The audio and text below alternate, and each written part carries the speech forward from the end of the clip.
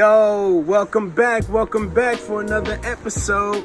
I'm your humble host, Alec Wilson, at the Macdonald Avenue Church of Christ in Richmond, California. Everybody who's just tuning in for the first time, welcome. For those of you who are coming back, y'all know the drill. This episode, we got Yasim Butler, youth minister at Bay North Church of Christ in Fairfield, California. And he's going to be coming from the subject, stimulus check. I ain't going to give it away. You got to just watch it and let him break off some wisdom on you. You know what I'm saying? So, without further ado, I'm going to let him have at it, and then I'll see you guys afterwards. Hi. Thank you for joining us here on Focus for a moment. I am privileged to have the opportunity to speak to you. My name is Yasim Butler. I am the youth minister of the Bay North Church of Christ in Fairfield, California. So let's dive into this idea of a stimulus check. And no, I'm not talking about money. I'm talking about looking at those things that trigger us, looking at those things that cause us to react. The thing that is inherent in all living things is the response to a stimulus. What does that look like? It can be anything as simple as, I don't know about you, but when, I was on the broker end, I used to go to Applebee's all the time, especially because they had those half-price appetizers, the chicken wonton tacos, my absolute favorite. But when you're in a place like that, there's almost always somebody who orders the fajitas. And it's sizzling, it's on the plate, you hear it coming before you see it. It's almost like you can smell it, even though it's all the way across the restaurant. And it just causes this reaction. It makes your mouth water, and your eyes are trained on it. And you watch it, knowing it's not yours, but you still track it across the restaurant to the lucky person who had enough money to order that while you ordered your $4.50 tacos. But that reaction, that desire to track the fajitas to wherever they're going, the response of your mouth beginning to water, the smell that you really can't even smell that's triggered in your memory, that is all different levels of responses to that one stimulus. Now, this is purely biological, and no one had to teach you how to respond that way. But we also have responses to stimuli that are more complex. I know for me, one thing that I have made as my New Year's resolution is to check my ego.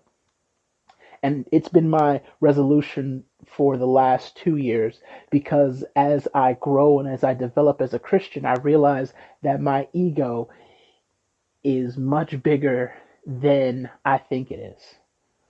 Because it's so big, one of the ways in which it always gets me is when I'm in a conversation and I feel like someone's disrespecting my intelligence. I pride myself on being a very intelligent individual, and so when you come at me with something that makes me feel like you're attempting to threaten how intelligent I am, you feel like you're challenging that ego starts to bubble up, and I want to respond negatively. Now, when I was younger, my tongue was ruthless. I could cut you 6 ways from Sunday and never curse once, because my self-righteousness kept me from cursing, but my ego would let me cut you down like it was nothing. I wasn't breaking any laws by speaking to you without any curse words, but I was murdering people because I could.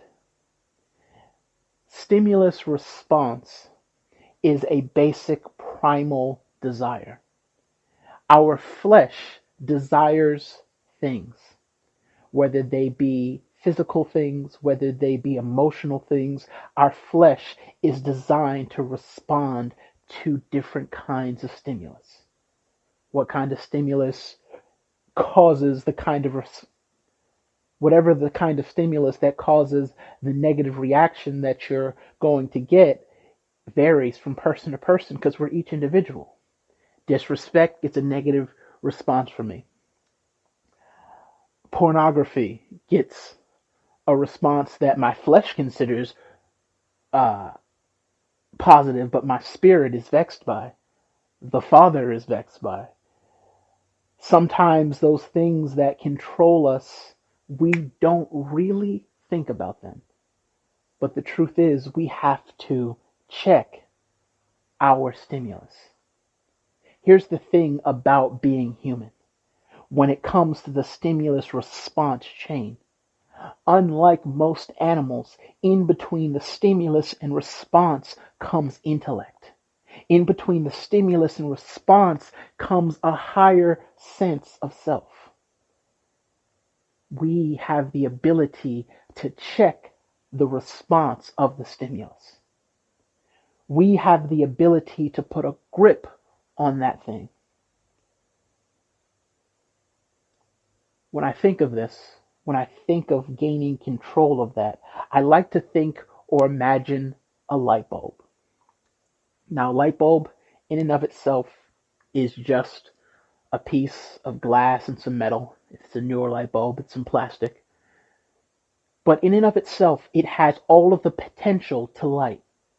It has all the potential to provide warmth. It has all the potential to do great things.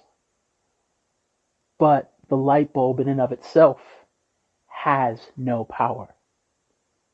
In this analogy, the light bulb represents our response. Without power, the response is nothing. There is no response without power. What I think of as batteries are emotions. And so anyone who knows anything about electricity, the way that electricity works is a circuit. You have to put a power source into a circuit. And that power source in the circuit has to run from the power source to whatever you want the power to affect, and then back to the power source, creating a circle, a cycle, very much like stimulus and response. But here's the beautiful thing about intellect. Intellect is the power to remove one piece from the chain of that circuit. That is the power that we have. But how do we access that power?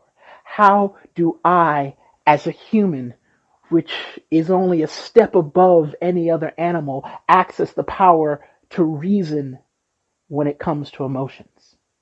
The first, we have to acknowledge our place. We are more than animals. We are more than humans. We are transcendent children of God. God, through the act of Christ on the cross and the action of baptism on our part, has remade us as new creations and new creatures. As such, we need to change that circuit, because that is the circuit of flesh. The circuit that we need to live on is the circuit of the Spirit. So let's jump into our text really quickly. Just some background.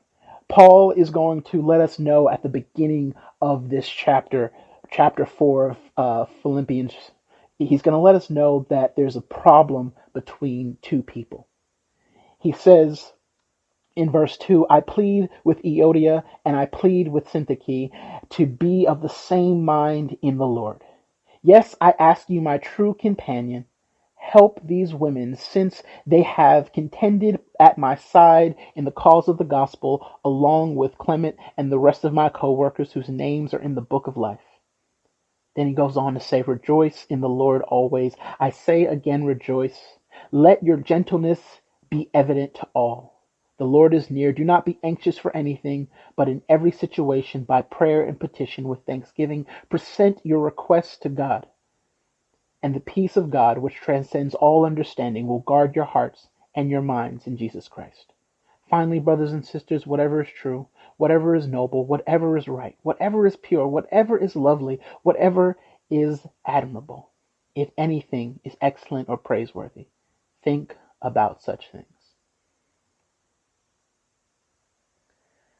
What Paul is essentially telling us in this moment, what he's telling them, specifically these two women, but the church as a whole, is this. I don't know what your stimulus is. I wish I knew what was causing these two sisters to butt heads and fight, but I don't know what that is. But what I do know is that you have some ability to transcend whatever it is that's causing this reaction. You have the ability to transcend what is causing this response.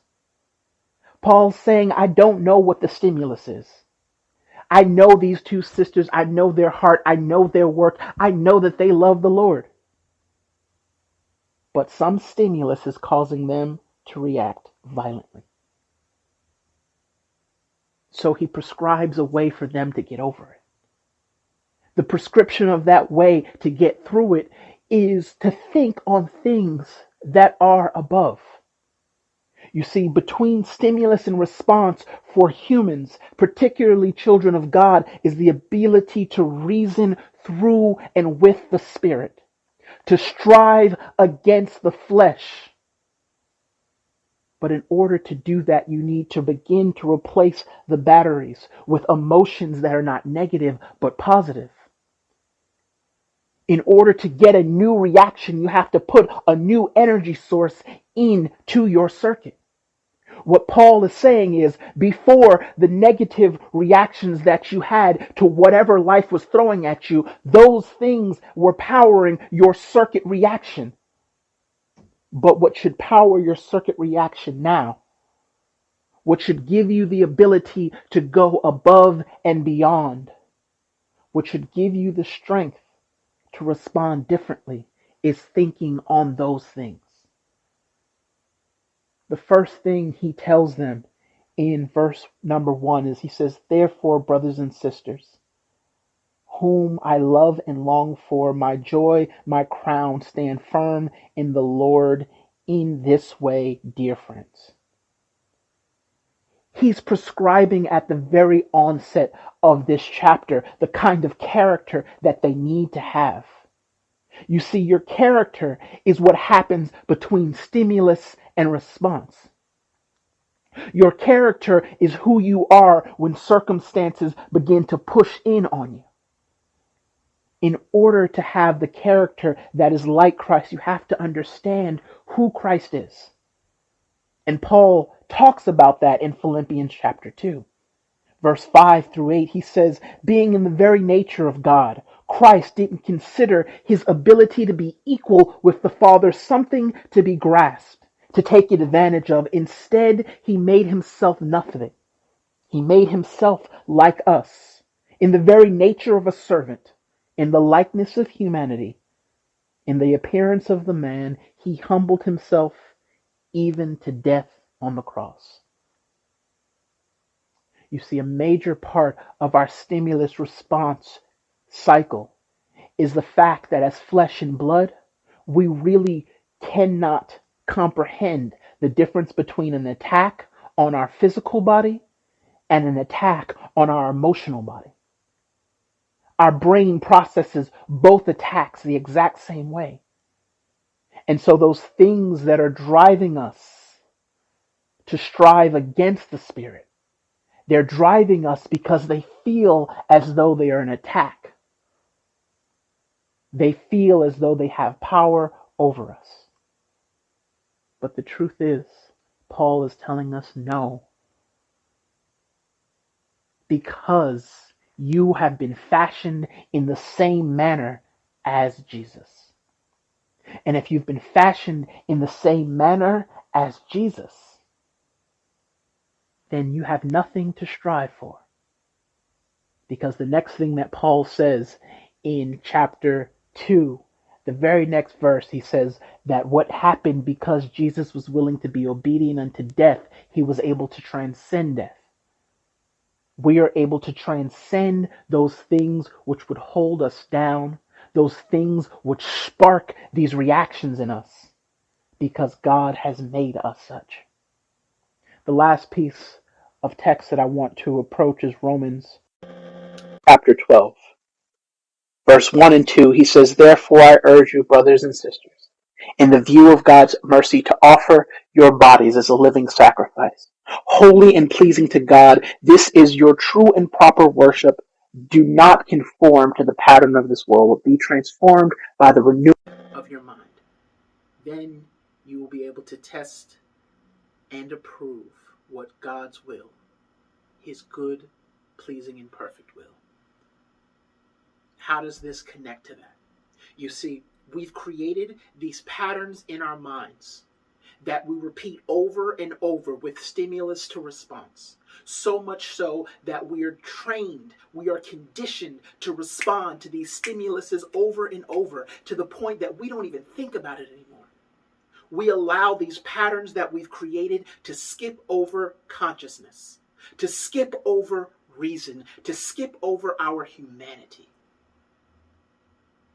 What Jesus is calling us to do is to break those circuits, break those patterns, break those chains. And the way that we do that is to think on these things that are above, these things that are beautiful, these things that are perfect, these things that are pure, this character that we've developed in our relationship with Christ. And that's why Paul starts off with verse 1. Listen. Be like Christ. Be like the Lord. And if you are, then no matter what the stimulus is, you will have a response that is glorifying to God. I hope that this helped you out this weekend. I would love to talk to you about some practices that you may be able to implement, some practices that you already implement to help you to control that reaction when you hit that stimulus. Whatever it may be, you have the power to overcome it. So let's discuss some strategies that we can use to be able to be more than conquerors over the flesh. You got questions? You got concerns? Maybe even a comment or two? Saturday, we got you.